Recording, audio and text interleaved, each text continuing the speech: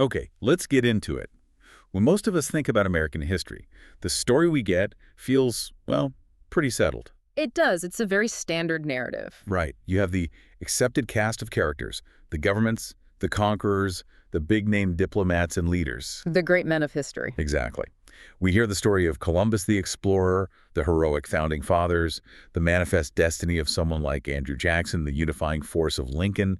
It's all presented as this steady march toward progress. It's basically the authorized version. And that narrative presents history as if there's this one singular national story. A common interest. Yeah, a common interest that's somehow shared equally by everyone.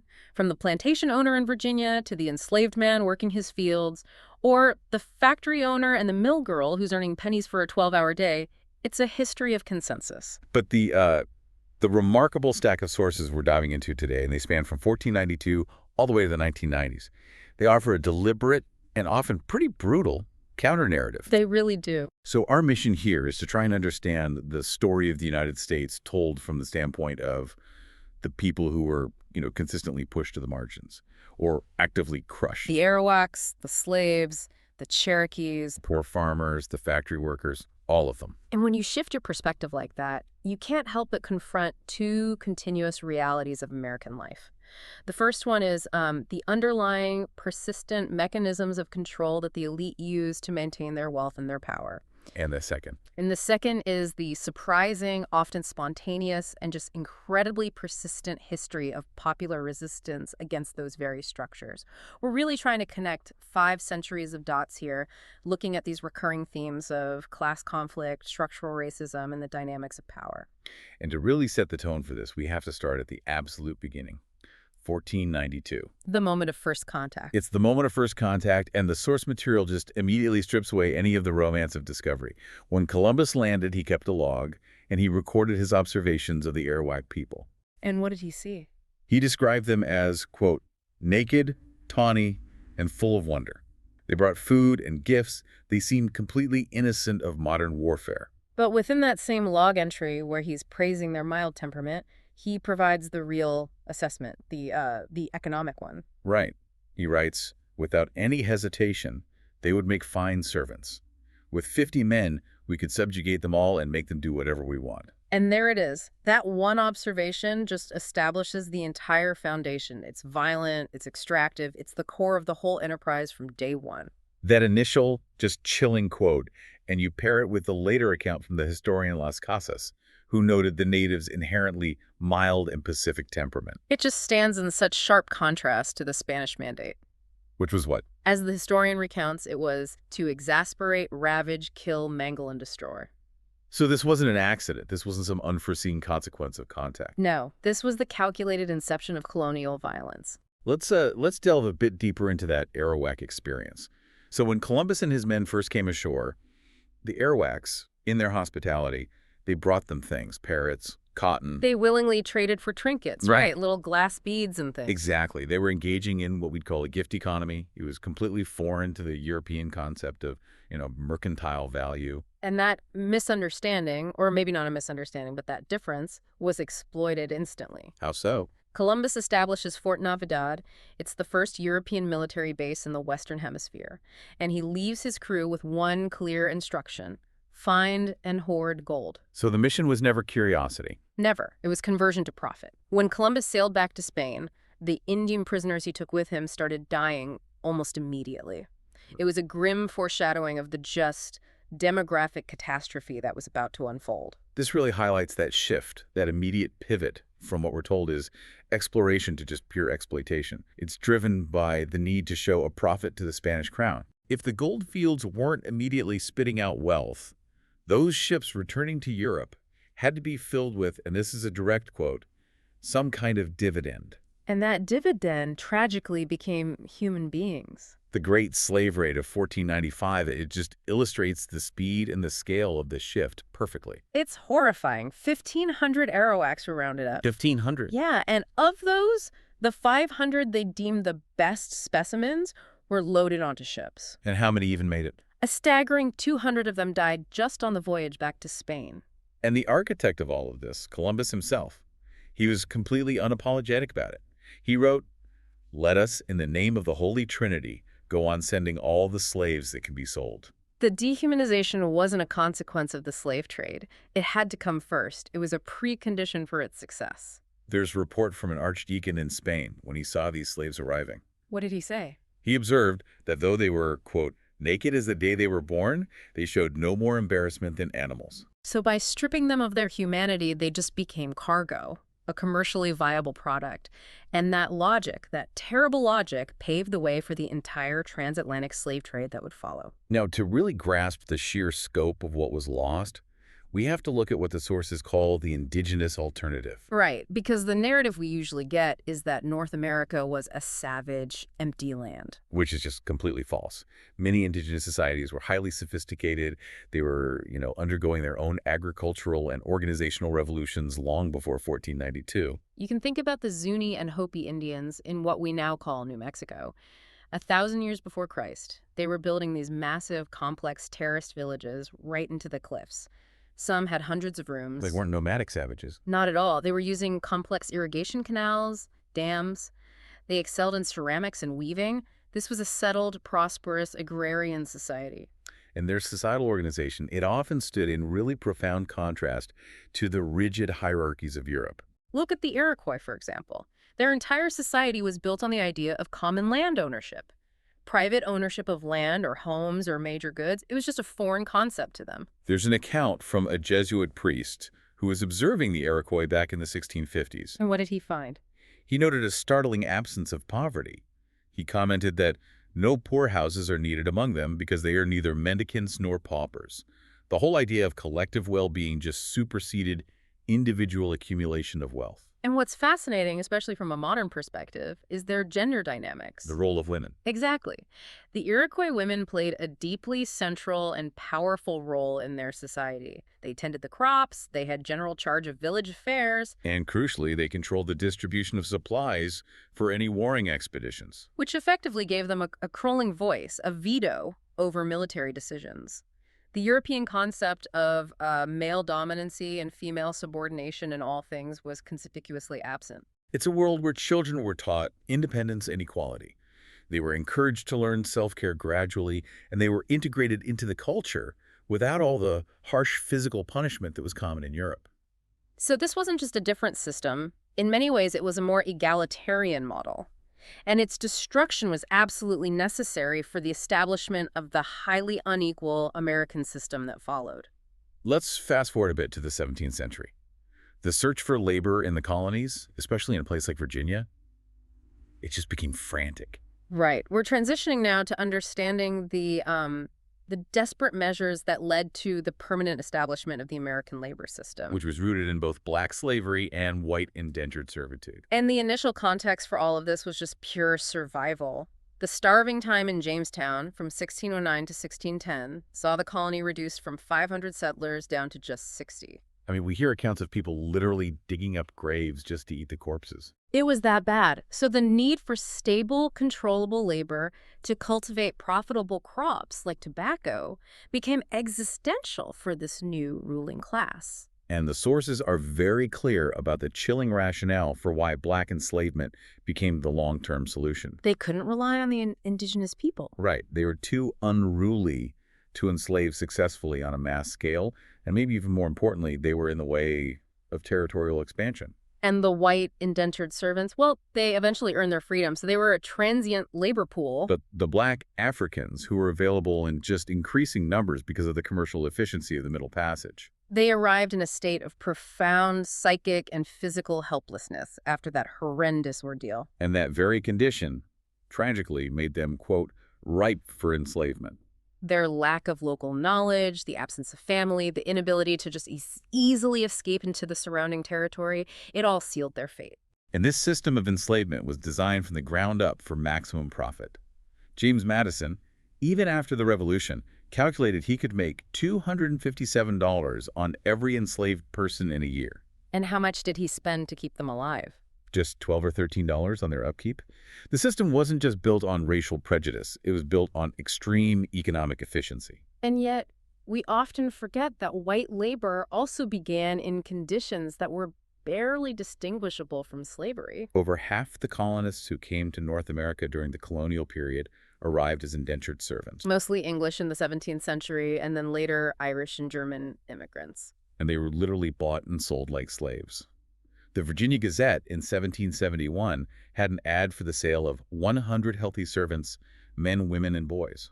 So while some of the narratives we hear idealize this colonial opportunity, the meticulous studies confirm that colonial society was, well, not democratic and certainly not equalitarian. It was dominated entirely by those wealthy enough to purchase the labor of other people. And this is where we get to the most critical mechanism of elite control in early America. The fear. The perpetual fear that these two subjugated groups, the discontented poor whites and the black slaves, might recognize their common interest and combine forces against the masters. This was a permanent fact of plantation life. Right. And it was reinforced by undeniable evidence. You have servants and slaves running away together, stealing together, getting drunk together, even forming sexual relationships. They were finding solidarity in their shared oppression. And this fear just erupted into actual large-scale conflict during Bacon's Rebellion in 1676. Now, it started over disagreements about Indian policy. But it quickly transformed. It quickly turned into a mass uprising of poor whites against the wealthy Virginia establishment, and what was one of the very last groups to surrender. A mixed band. A mixed band of 80 Negroes and 20 English servants. That moment must have absolutely terrified the elite. Yeah. It provided a clear blueprint for a revolution from below. It did. And the elite's reaction was, it was incredibly intelligent, but also deeply cynical. The Virginia Assembly responded not just with repression. No, it was more than that. It was strategic social engineering. They systematically drove a permanent wedge between the races. So they granted amnesty to the white rebels. But at the same time, they tightened the screws on the black population, forbidding them from carrying arms. But here's the sophisticated part. This is the key. They simultaneously created the white middle class. How? Freed whites, those who were finishing their servitude, were given specific legal and social rewards. They got muskets, corn, cash, and a superior social status to all black people. So this group of small planters, artisans, small farmers. They became the essential buffer against black slaves, frontier Indians, and very poor whites. That is the ultimate mechanism of control. By giving this buffer class just enough prosperity and privilege to feel superior to the labor pool below them. You secure their loyalty. You ensure that the majority of the armed populace will side with the status quo, even if it means oppressing people who share their low economic status. It secured elite control with a minimum of actual armed coercion. Exactly. It relied instead on legal structures and the broad psychological appeal of racial status, which, became the bedrock of American society. Okay, so that brings us right to the American Revolution. If the entire colonial structure was built on this foundation of class conflict and racial division, how on earth did the ruling elite manage to forge a unified national cause against Britain? Well, the sources suggest there was this core discovery made by important people around 1776. What was that? They realized they could effectively take power from the British elite simply by creating a nation. That's a powerful idea. It is, and that realization allowed them to solve several problems at once. They could consolidate land, secure future profits, establish their own political autonomy, and this is the key part, neutralize the huge internal threat posed by all that boiling over class anger. So they needed to establish a consensus of popular support. But hold back any potential rebellions from within. And that pre-revolutionary class anger, it was palpable. You see these instances like the land rioters in the Hudson Valley who explicitly saw their conflict as poor against rich. Right. A witness at one of the rebel leaders' trials noted that poor men felt they were always oppressed by the rich. Even the so-called heroes of the time, like the Green Mountain Boys led by Ethan Allen, they described themselves as a poor people, fatigued in settling a wilderness country, who were battling attorneys and gentlemen. So the colonial establishment realized this domestic fire could easily consume them if they didn't redirect it. So the gentry engaged in this very strategic campaign to, court the lower orders. In Virginia, in 1774, you have orators making these appeals to solidarity. What did they say? Things like, "Are not the gentlemen made of the same materials as the lowest and poorest among you?" And pleading, "Listen to no doctrines which may tend to divide us, but let us go hand in hand as brothers." The message was crystal clear. Your real enemy is 3,000 miles away. not the guy living in the mansion next door. And the Declaration of Independence served as the ultimate rhetorical tool for this deflection. It provided the myth of national unity in its highest, most eloquent form. But if you look at the reality behind that beautiful rhetoric, the claim that all men are created equal was highly qualified. How so? 69% of the signers of the Declaration had already held colonial office under the English system they were supposedly rebelling against. And the foundational philosophy underpinning the revolution itself was deeply, deeply entrenched in the defense of property. We often praise John Locke's influence. But Locke himself was a wealthy man. He was invested in the slave trade. He fundamentally supported mercantile capitalism. So Locke's social theories weren't these abstract concepts of universal liberty. No, they were blueprints for a property-defending state. The source material even notes he suggested that poor children over the age of 3 should attend working schools to be, quote, from infancy inured to work. That's a philosophy that's fundamentally structured to support a stratified, commercially driven society. Absolutely. So let's move to the actual war effort. We're often taught that the revolution was driven by this near-universal fervor for freedom. But the reality painted by the sources is far more, let's say, ambivalent. John Adams himself estimated that only a third of the population was actively in support. A third opposed. And a third remained neutral. And even those leading the cause often express this profound pessimism. Alexander Hamilton, working from headquarters, he lamented that our countrymen have all the folly of the ass and all the passiveness of the sheep. If we're saved, France and Spain must save us. The Unified Front was largely a political construct, not a grassroots reality. So who did the actual fighting? The poor, often motivated less by political philosophy and more by, basic human desires for ambition and advancement. There's that story of the wounded lieutenant at Bunker Hill, a shoemaker. He admitted his motives for enlisting were for promotion. And he stated it bluntly. He said, "As to the dispute between Great Britain and the colonies, I know nothing of it." These fighters, they expected real rewards, like land grants, but they were consistently disappointed by the Continental Congress. And the class divisions were just painfully clear in the military hierarchy itself. A private received, what, $6.66 a month? While a colonel was paid $75. The history shows that revolutionary America relied on a large and growing number of poor people who did much of the actual fighting and suffering. And the elephant in the room was, and always is, slavery. The existence of this massive, hostile, unfree labor force actively hindered the South's ability to fight the British. Right. The South Carolina militia often had to be deployed for slave patrol, not military defense. And this dynamic created a serious threat when the British commander, Lord Dunmore, promised freedom to any Virginia slaves who joined the British forces. That was a tactical masterstroke. It was. It created intense consternation among the white elite, who feared not just losing their wealth, but the possibility of organized, armed black resistance. So after securing independence, the new elite moved very swiftly to codify their control through the Constitution. And it's so telling who was excluded from the Constitutional Convention. Slaves. Slaves, indentured servants, women, and men without property. This was not a document designed by or for the majority of the population. And the intention was laid bare by James Madison in Federalist paper #10. What did he argue? Madison was utterly clear that the purpose of representative government was not necessarily maximum democracy, but maximum stability. He argued it was needed to control the factional disputes that arise precisely from the various and unequal distribution of property. So Madison was explicitly worried about populist movements. He was trying to contain the, quote, rage for paper money, for an abolition of debts, for an equal division of property. All demands that were coming from poor farmers and laborers. Exactly. He saw economic democracy as a direct threat to the republic. So the structure was designed to filter public opinion. It was. Through a system of elected representatives who were generally wealthier, better educated, and more inclined to protect property rights, it was about insulating the government from mob rule. Now, a contemporary historian might argue that without that structure, that focus on filtering instability, the whole system would have devolved into mob rule or civil war. Wasn't some level of control necessary? And that's the argument that the winners of history always use. The source material doesn't deny the need for structure, but it insists we acknowledge whose interests were being prioritized. So the Constitution wasn't just a charter of freedom. It was also a document of economic and social control.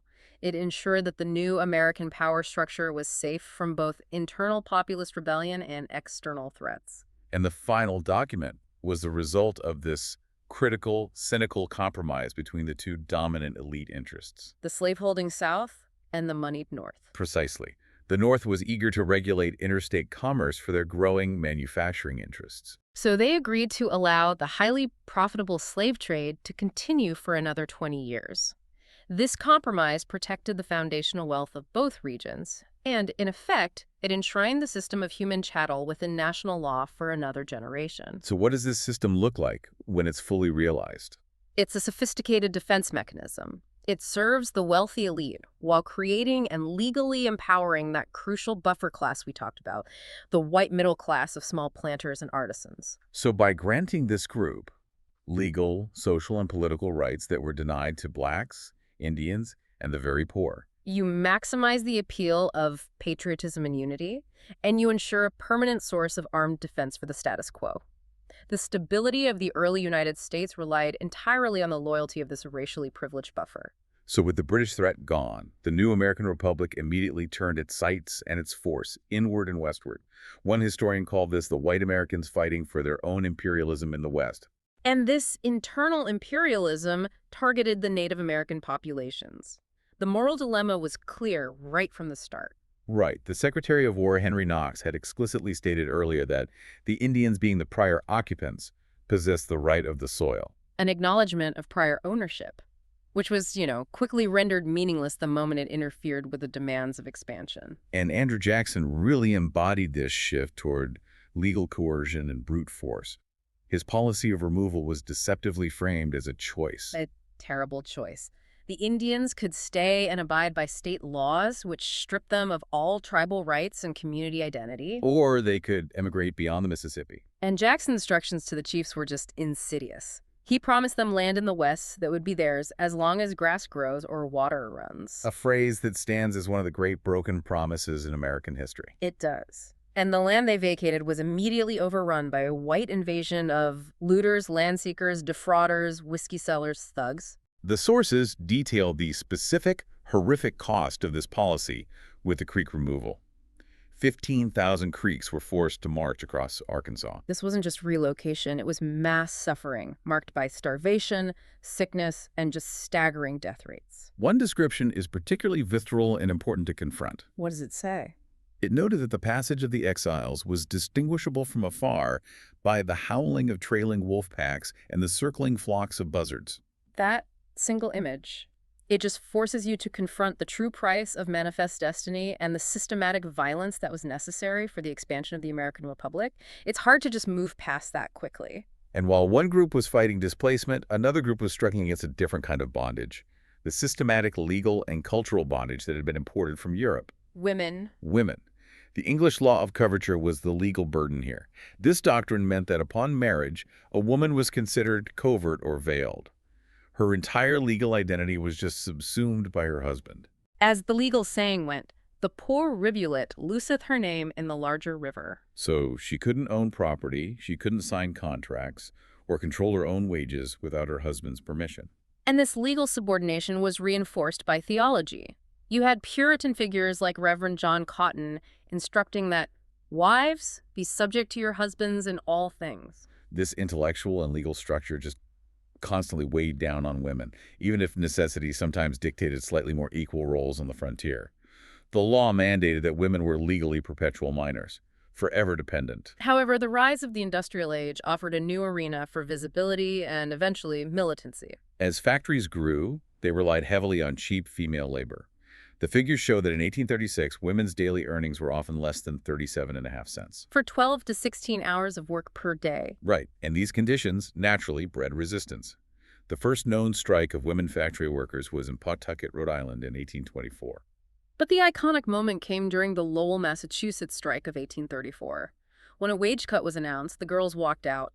And the symbol of that moment, which must have just stunned the town, was a young girl climbing up on a town pump and delivering what was described as a flaming Mary Wollstonecraft speech on the rights of women and the iniquities of the moneyed aristocracy. So there's an immediate political and philosophical awareness there. Absolutely. The conditions they fought against were horrific. Hmm. Catherine Beecher described these 12 to 16-hour shifts, constantly standing, inhaling air that was just loaded with cotton particles. And yet, the elite press dismissed their efforts. The New York Herald editorialized that women's combinations end in nothing. They completely underestimated the organizational capacity of the movement. But the women's movement found an unexpected political catalyst. In the abolitionist movement. Exactly. The Grimke sisters, for example, realized they couldn't fight abolition effectively if they themselves were silenced by men. They saw the fight for racial freedom and the fight for gender equality as completely inseparable. Angelina Grimke, who was the first woman to address a Massachusetts legislature committee in 1838, she articulated the core dilemma. Which was? If they surrendered the right to speak publicly this year, they would surrender the right to petition next year. Their right to participate in the public sphere became a political act, integral to the anti-slavery struggle. Meanwhile, the system of black enslavement was facing this constant existential pressure from within. The fear of revolt. The fear of revolt, like Nat Turner's 1831 uprising that murdered 55 whites. It wasn't a periodic concern. It was, as the sources note, a permanent fact of plantation life. And black resistance took forms beyond physical revolt. It was intellectual independence, too. David Walker issued this radical call for freedom, declaring that every dog must have its day, the Americans is coming to an end. And Frederick Douglass, recognizing the necessity of self-direction, he broke with white abolitionists to start his own newspaper, the North Star. Because, as he said, it is emphatically our battle. This brings us to Abraham Lincoln, who is mythologized as the great emancipator, but his actual political maneuvering shows a deep pragmatism. The source material really presents two Lincolns. Right. In his 1858 Chicago speech, he uses that eloquent line that all men are created equal. But just 2 months later, in Charleston, he was assuring voters that he was not, nor ever have been, in favor of bringing about, in any way, the social and political equality of the white and black races. He was moving based on political calculation. He was reflecting the deeply racist consensus of the era, and he only shifted left as abolitionist criticism grew louder and the military necessity of the war demanded it. So the Emancipation Proclamation, issued January 1st, 1863, it needs to be understood primarily as a military act. A military act designed to destabilize the Confederacy. It was a threat. And a highly qualified one at that. It only freed slaves in areas that were still in rebellion against the Union. Slavery was explicitly untouched in the Union-loyal border states, which proves its strategic, not purely moral intent. The London Spectator provided the most biting analysis at the time. What did they say? They said, "The principle is not that a human being cannot justly own another, but that he cannot own him unless he is loyal to the United States." That sentence perfectly encapsulates the calculated nature of the freedom that was granted. Ultimately, the freedom that was achieved was wrested through the independent actions of black people, running away to Union lines, fighting for the military. They forced Lincoln's hand. Far more than freedom was granted out of some benevolent design. It was a hard-fought freedom, earned from the bottom up. So, following the Civil War, the focus of the country shifts to this dramatic concentration of corporate power and wealth. We're in the era of the robber barons. And the creation of the Transcontinental Railroad provides the perfect illustration of this nexus of fraud, government subsidy, and just horrific labor exploitation. The scandals were endemic. You look at the Union Pacific and the Central Pacific. Credit Mobilier, the construction company that was created by Union Pacific insiders. They charged the government $94 million for what was actually $44 million worth of work. That $50 million difference was pure, unadulterated fraud. And crucially, they covered their tracks by selling shares cheaply to congressmen. This wasn't just corporate corruption, this was legislative capture. The rule of law was being actively suborned by industrial interests. And the actual work itself was done by 3,000 Irish and 10,000 Chinese workers. Laboring for $1 or $2 a day in brutal conditions, dying by the hundreds. The foundation of American industrial might was built on state subsidies and disposable labor. By the turn of the century, this concentration of wealth was, it's just staggering. J.P. Morgan, allied with Rockefeller, they controlled corporations whose total resources exceeded the assessed value of all property in the 22 states west of the Mississippi River. This was not merely being rich. This was an oligarchy with economic power that surpassed state governments. And this interlocking network, it was designed to ensure regularity, stability, and control. One Morgan associate famously promised that production would be more regular and panics caused by overproduction would become a thing of the past. They were managing the entire national economy for their own benefit. And the corporate elite felt completely secure in the government. When the Democrat Grover Cleveland was elected president, Jay Gould, a major figure in finance, he wired him with relief. And what did he say? He said, "The vast business interests of the country will be entirely safe in your hands." And that faith was rewarded. Cleveland used troops to break up Coxey's army of unemployed workers, and the following year, he sent national troops to crush the massive national railroad strikes. So government was unequivocally the guardian of corporate property. And the Supreme Court played a critical and pretty insidious role here. They took the 14th Amendment, which was passed ostensibly to protect the newly freed black citizens, and they inverted its purpose. They quickly demolished it as a protection for blacks, allowing Jim Crow laws to flourish. While developing it as a robust legal shield for corporations, they argued that corporations were persons protected from government regulation. A New York banker, toast in hand in 1895, honored the Supreme Court as the guardian of the dollar, defender of private property, enemy of spoliation. That says it all. It really does. But immense stratification always breeds powerful resistance. We see this with the agrarian insurrection of the populist movement. Farmers, both white and black, were desperate under the cropland system in the South. That system was basically a modified form of slavery. Farmers would borrow against their future crops, often paying 25% interest, and just sink further and further into permanent debt to the furnishing merchant. And their desperation fueled the Farmers' Alliance, which sought economic control through cooperatives and bulking their cotton sales to gain some leverage. The populist platform called out this inequality directly. They declared that the fruits of the toil of millions were being boldly stolen to build up colossal fortunes. It was a clear, unified voice against the financial elite. Meanwhile, the industrial resistance just exploded in what looked like localized civil war. The Great Strike of 1877. A spontaneous reaction to wage cuts that reached a terrifying peak in Pittsburgh. When troops from Philadelphia arrived, they opened fire on a crowd that included working men who weren't even railroaders. They killed at least 10 people. And this act of state violence just unified the entire city. It turned into a near general strike. You had mill workers, car workers, miners, even Carnegie's steel workers. They set fire to the Union Depot. It showed the elite that force alone could not contain the concentrated power of industrial labor. And this profound militancy led to the rise of radicalism, exemplified by the Industrial Workers of the World, the IWW, formed in 1905. They explicitly rejected the existing model of unionism. Can you clarify that difference?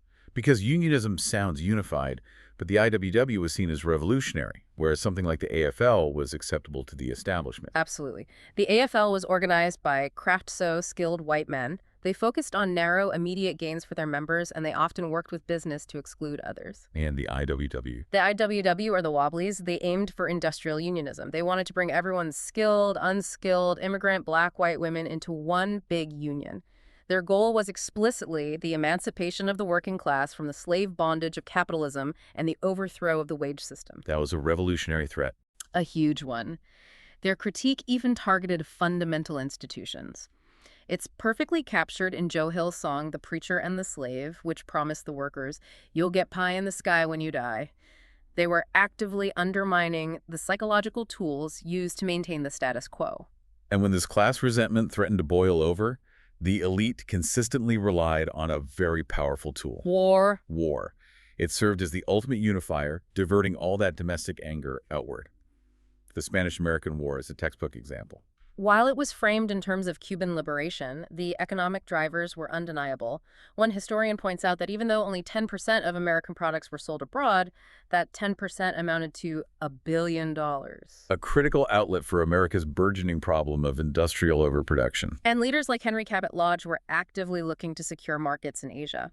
More immediately, the McKinley administration wanted to intervene before the Cuban rebels won independence on their own. Why? To ensure that U.S. military and economic influence, rather than a truly free Cuban republic, would prevail. And despite initial opposition, particularly from labor unions who feared they would furnish the corpses and the taxes. The war fever was highly effective. Most unions, ultimately succumbed to the war fever, believing mistakenly that patriotism would translate into higher wages. This strategy of diverting domestic class conflict through external war, it reached its zenith during World War I. Despite widespread opposition, you had socialist anti-war meetings in Minnesota drawing 20,000 farmers, a massive jump in the socialist vote in Chicago in 1917. The government used overwhelming force and propaganda to suppress dissent. And the primary tool for this was the 1917 Espionage Act. It was framed as anti-spying legislation. But its real purpose was explicitly to imprison Americans who spoke or wrote against the war. It specifically targeted those who would willfully cause or attempt to cause insubordination in the military or naval forces. And the judicial establishment provided the legal cover for this suppression. Justice Oliver Wendell Holmes, who's generally seen as a progressive figure. He upheld the conviction of the socialist Charles Schenck, and he introduced that famous and often misused exception that free speech would not protect a man in falsely shouting fire in a theater.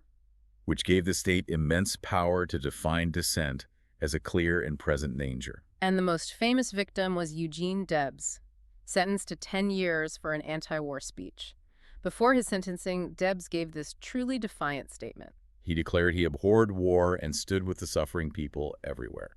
Concluding with that powerful line, "While there is a soul in prison, I am not free." 900 people were imprisoned under this act.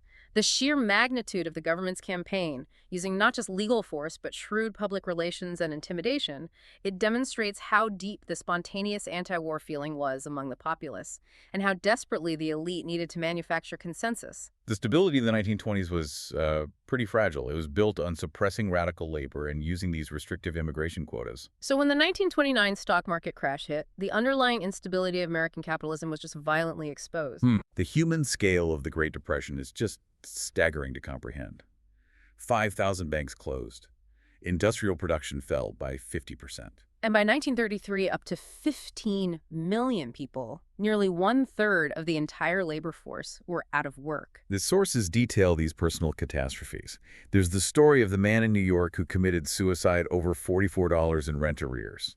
Or the Wisconsin farmer Max Sichon, who faced deputies armed with machine guns for resisting the foreclosure on his homestead. This level of desperation led to massive spontaneous rebellions, unorganized, immediate acts of survival. You see hundreds of armed farmers marching on England, Arkansas, just demanding food. Huge crowds of unemployed workers in New York demanding relief. And the bonus army. 20,000 World War I veterans living in these makeshift shelters on Anacostia Flats were brutally evicted by the regular U.S. Army. The sheer potential for a revolution from below was immense. It was threatening the entire capitalist structure. And this is the context for the New Deal. The sources argue that the New Deal reforms were driven by a dual purpose. First, to stabilize the financial and industrial systems. And second, critically, to head off the alarming growth of spontaneous rebellion. The National Recovery Act, the NRA, which was the centerpiece of those first few months, it was not a populist measure. It was quickly dominated by big businesses and served their interests.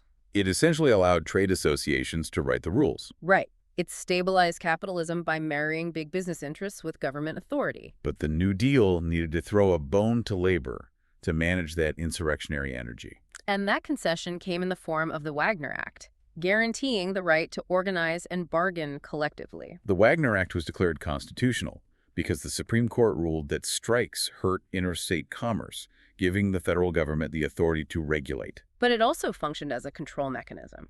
The National Labor Relations Board, the NLRB, actively channeled possibly troublesome energy into voting and into structured, bureaucratic, contractual negotiations. So in other words, the government created a box for labor militancy. It gave workers rights, but only within these highly managed channels. And even the militant CIO leader, John L. Lewis, confirmed this. He stated that a CIO contract is adequate protection against sit-downs, lie-downs, or any other kind of strike.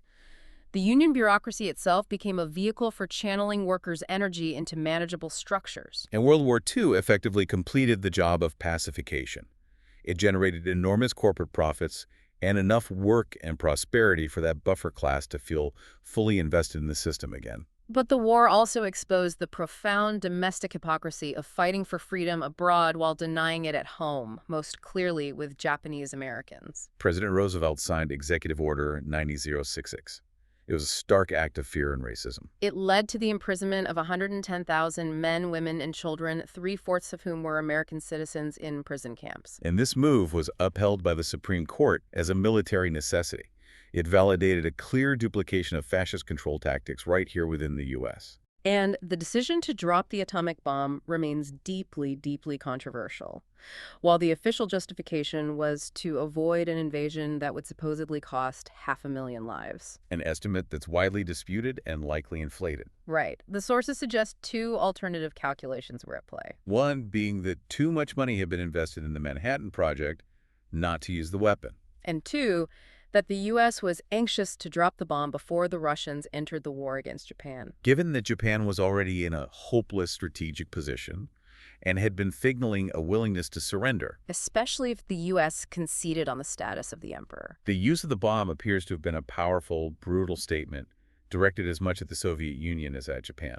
It was the first act of the Cold War. And the Cold War immediately became the primary domestic control tool.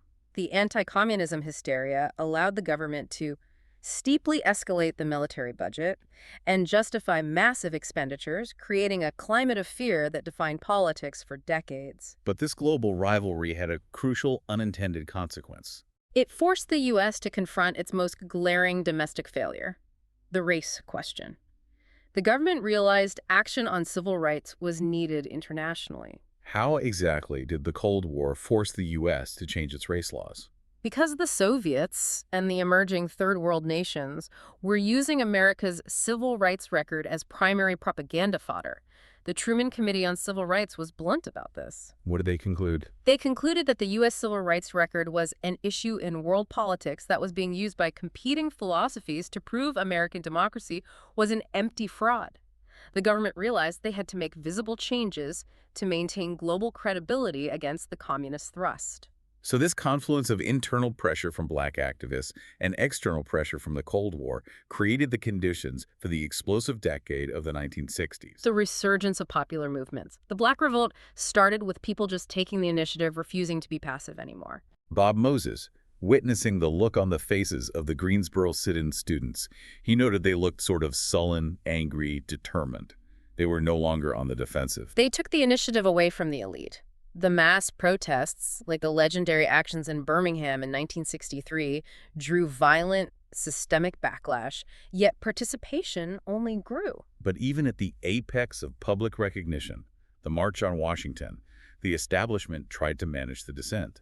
SNCC leader John Lewis was censored at the march for attempting to introduce a note of outrage and urging more militant action. The goal of the march, from the perspective of the white establishment, was to channel that outrage into a manageable demonstration of nonviolent, unified patriotism. And this is why the contrast between Martin Luther King Jr.'s nonviolence and Malcolm X's militant critique is so important. Malcolm X, speaking 2 months after the march, he insisted that the original plan to tie up the entire city, that was revolution, that was revolution. He argued freedom only comes when you let your enemy know that you'll do anything to get your freedom. And simultaneously, the modern women's movement was taking shape. It was growing from the quiet desperation of suburban mothers discussing the problem that has no name. The profound isolation and lack of valuation for their unpaid labor and their limited roles. Women were 40% of the workforce by 1969, but they were almost universally concentrated in low-paying subordinate jobs, often facing sexual harassment. They realized that policy change alone wasn't enough. Fundamental societal attitudes had to be overturned, and this led to the political act of consciousness raising, which shifted personal suffering into political analysis. We see the public expression of this with that powerful 1968 burial of traditional womanhood ceremony, a declaration that the old roles were dead. And the spirit of rebellion permeated beyond accepted political boundaries. It even reached the prisons. The late 60s and early 70s saw rebellions take on a newly political, revolutionary character. The murder of George Jackson in San Quentin in 1971, shot in the back while allegedly trying to escape, a story just rife with holes, it sparked a chain of organized political action. Prisoners understood he was murdered for daring to be a revolutionary leader. It transformed their identity from criminals to political prisoners. And finally, the Native American resurgence showed that groups thought to be permanently annihilated were still militantly alive. The 1973 occupation of Wounded Knee, taking place on the site of the 1890 massacre, was a powerful symbolic act against unemployment, poverty, and high suicide rates. There's a quote from a Navajo Vietnam veteran at Wounded Knee that perfectly encapsulates the difference between fighting for imperialism and fighting for self-determination. What does he say? He says, "We were fighting a rich man's war for the rich man. In Wounded Knee, we're doing pretty darn good morale-wise, because we can still laugh." Huh. The ability to assert dignity and common cause in the face of immense state power is the enduring lesson of these movements. Moving into the later 20th century, the system's massive challenge was trying to restore public trust. Trust that had been just decimated by the endless conflict in Vietnam. That war ultimately became impossible to win because the U.S. relied on systemic deception right from the very beginning. The foundational act of escalation, the Gulf of Tonkin incident in 1964, was, as the sources reveal, a fake. Officials lied. They claimed the Maddox underwent an unprovoked attack in international waters. When in reality, the CIA was running secret operations, the ship was in Vietnamese territorial waters, and evidence suggests no torpedoes were actually fired. The entire premise of the war's escalation was fabricated. And the assurances of victory were equally persistent and false, spanning multiple administrations. You have Secretary of Defense Robert McNamara in 1963 declaring victory is in sight. And General William Westmoreland in 1967 saying he was never more encouraged. The government consistently sold an illusion of progress right up until the collapse of the Saigon regime in 1975. The disillusionment from Vietnam was then compounded by the Watergate scandal, which further eroded public trust. By 1970, surveys were showing that 66% of unskilled blue-collar workers reported low political trust in the government. And the elite response to Watergate provides a clear case study in systemic preservation. It was a conscious effort to save the overall system by sacrificing the individual leader. The impeachment charges against Nixon focused very narrowly on actions that were peculiar to Nixon. The cover-up, the abuses of power. But they carefully avoided mentioning fundamental policies that were common to all presidents. They avoided discussing, for example, the secret bombing of Cambodia or his dealings with powerful corporations. Why? Because those were policies that were continuous across American presidencies. The underlying logic, as a former Kennedy advisor articulated, was to get rid of Nixon, but keep the system. The goal was to remove all the rotten apples, but save the barrel. And this ensured that fundamental policies, foreign intervention, huge military spending, corporate protection, continued uninterrupted under successive administrations, regardless of who was in the White House. And that continuity was absolutely maintained in elite economic policy. Carter, Reagan, Bush, they consistently enacted tax and deregulatory policies that massively benefited corporations and the wealthiest class. This bipartisan consensus on wealth concentration became the central feature of the late 20th century. The resulting inequality was just staggering. Between 1977 and 1989, the before-tax income of the richest 1% rose a staggering 77%. Meanwhile, the poorest 2/5 of the population saw their income stagnate or even decline slightly. The CEO pay gap illustrates this concentration perfectly. In 1980, CEOs made 40 times the average factory worker salary. And by 1989, It had soared to 93 times more. This isn't just about income. It's about the conscious redirection of national wealth away from labor and toward the already rich. and policy decisions consistently ignored overwhelming public will. Polls in 1983 showed that 79% of the population wanted a nuclear freeze agreement with the Soviet Union. Yet both parties continued to escalate the military budget. Carter himself proposed a massive $10 billion increase, an act that Eisenhower once described as theft from human needs. And Clinton followed this pattern into the 1990s.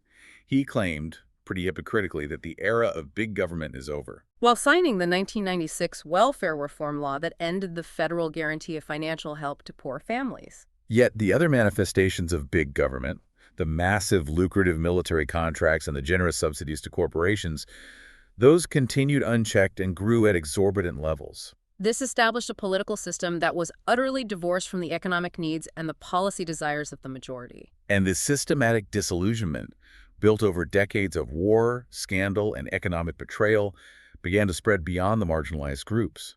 This is perhaps the most significant finding in the sources from this era. You're talking about the revolt of the guards. Exactly. Surveys from the early 70s showed 70 to 80% of Americans distrusted government, business, and the military. And this meant that for the first time in the nation's history, perhaps, both the lower classes and the middle classes, the prisoners and the guards, were disillusioned with the system. That is a fundamental change. Distrust was no longer confined to blacks or the poor or radicals. It had spread to skilled workers, white-collar workers, professionals. The very people who are meant to be the structural, loyal guards of the system. And this disillusionment fueled a vast, persistent network of resistance, the unreported resistance. Local groups focused on environmental protection, healthcare, including AIDS activism and anti-militarism. Millions of people engaged in political action that was consistently ignored or downplayed by the mainstream media. And this leads us to the final and most provocative conclusion offered by this deep dive. The possibility of a new kind of revolution. The elite relies on three things to maintain control: money, weapons, and control of information. But when the very people who enforce the system, the soldiers, the police, the skilled workers, the middle-class professionals, are themselves disillusioned, when they no longer believe in the legitimacy of the social contract, those tools of control become isolated and eventually useless. Because if this disillusionment takes hold, people begin to uncover the enormous capacity of apparently helpless people to resist. If the majority of Americans, the guards and the prisoners, see themselves as sharing core needs, security, dignity, economic fairness, the system becomes structurally unsound. That moment when the servants of the system refuse to work to continue the old deadly order is when massive transformation becomes possible. And the history we've reviewed, though it's filled with violence and control, is ultimately a testament to the human capacity for surprise. The fact that people can suddenly and unexpectedly assert their humanity and change the course of history. #outro. So if we synthesize 5 centuries of history, what this deep dive really reveals is this endless defining tension. On one side, you have the enduring adaptive structures of elite control. Racism, the deflection of class anger through war, the co-option of political energy through managed reforms like the New Deal. And on the other side, you have the persistent, recurrent, and surprising emergence of collective resistance. The Arawaks fighting back, the mixed-race rebellion in Virginia, the Lowell Mill Girls, the IWW, the civil rights sit-ins. The system is designed to absorb this revolutionary energy through reform, or deflect it through a manufactured consensus. Primarily patriotism and the identification of external enemies. And when we look at the ultimate consequence of this chronic inequality and state violence, this constant need for diversion and control, we realize that war in our time, regardless of the official target, is always fundamentally a war against civilians, which makes it, in effect, a war against children. The cost is always paid by the most vulnerable. And this ties back directly to that crucial finding in the late 20th century, that the middle class, for the first time in history, shares the deep mistrust and disillusionment previously held only by the lower classes. So when you look at the frightening increase in crime in our major cities, the sources insist it is fundamentally rooted in poverty and stratification. Which means we have to ask, if physical security for a working person in the city truly depends on everyone in that city having work and dignity, then what's the only prospect for true long-term security? A massive transformation of national priorities, a change in the system. This history isn't just a list of grievances, it's a record of possibility. That human impulse to assert dignity, it exists, dormant, waiting for that moment of surprise when enough people, the vast majority, including that middle-class buffer, refuse to cooperate with the established order. So given the continuous nature of this historic struggle between the powerful few and the people, what stands out to you?